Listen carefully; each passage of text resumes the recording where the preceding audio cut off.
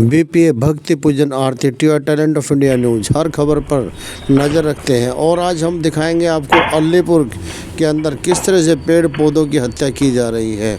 जी हाँ, हम बात कर रहे हैं अलीपुर की।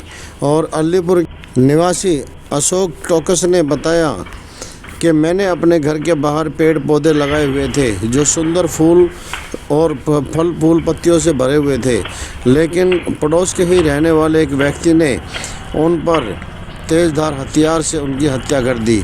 जी हाँ, ये मामला अभी कुछ दिन पहले का है। और आप देख रहे हैं पेड़ों का हत्यारा किस तरह से सीसीटीवी में कैद हुआ है। और इंसानियत बिल्कुल ही शर्मसार हो रही है और इंसानियत का गला घोट कर फॉरेस्ट और दिल्ली पुलिस के अधिकारी भी मौन बैठे हुए हैं।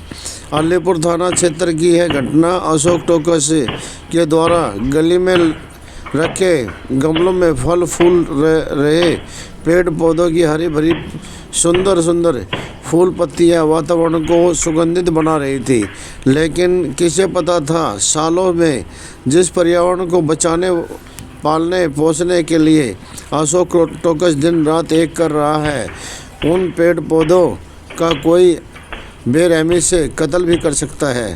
अशोक के तन बदन में आग लग गई जब घर के बाहर रखे सभी पेड़ पौधे गमले अंतिम सांसें ले रहे थे। अशोक ने पेड़ पौधों को अपने बच्चों की तरह पाला पोसा था। पेड़ पौधे के रूप में किसी ने मानो बच्चों का कत्ल कर दिया हो। जब इसकी शिकायत पुलिस को दी गई तो अलीपुर थाना पुलिस से जवाब आया, हमारे ऊपर से दबाव है, इसलिए हम कोई कार्रवाई नहीं कर सकते। जब हम पेड़ पौधे लगाते हैं तो कहते हैं कि पेड़ पौधे लगाएं, पर्यावरण बचाएं, लेकिन इस व्यक्ति को क्या करेंगे जो बेरहमी से, आप देखिए तेज़धार हथियार से किस तरह से पेड़ों को काट रहा है और हत्या कर रहा है उनकी, लेकिन इस पर कोई कार्रवाई नहीं है। एक तरफ सरकार कहती है पेड़ पौधे लगाएं, पर्यावरण बचाएं, और दूसरी तरफ इस तरह के इंसान जो इंसानियत को शर्मसार कर रहे हैं और खुलेआम घूम रहे हैं, उन पर पुलिस कार्रवाई करने से बच रही है।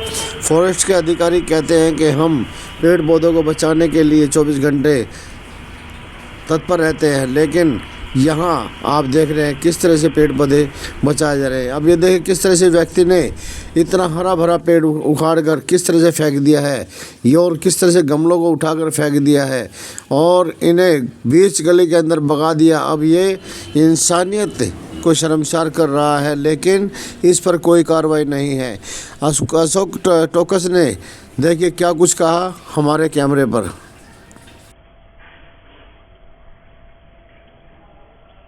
मेरा नाम अशोक टोकस है और मैं यहाँ अलीपुर का स्थायी निवासी हूँ। 27 साल से यहाँ रह रहा हूँ। उससे पहले गांव मुखलपुर में मैं रहता था और बड़ी शांतिपूर्वक यहाँ से अपना जीवन व्यतीत कर रहे थे।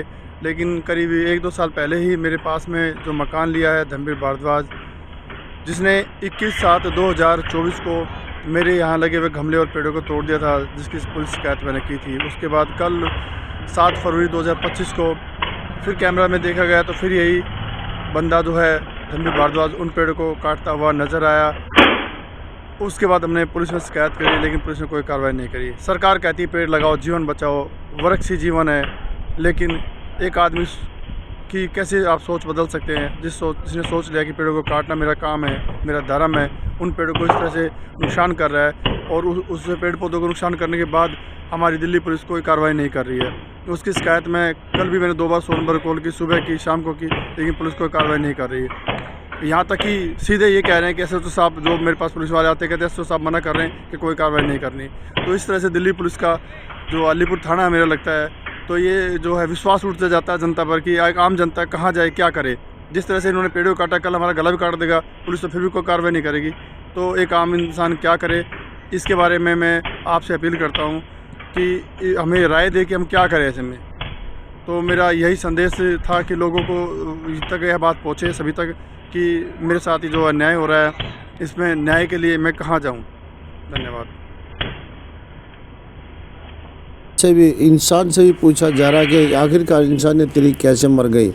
दूसरा, उन पुलिस के अधिकारियों से भी इस बात के सवाल किए जाने चाहिए कि आखिरकार वो इन पेड़ पौधों की हत्या करने वाले व्यक्ति के खिलाफ कार्रवाई क्यों नहीं करना चाहते। साथ ही फॉरेस्ट के अधिकारियों से भी ये सवाल पूछा जाता है कि आखिरकार आपके फॉरेस्ट के अधिकारी कर क्या रहे हैं।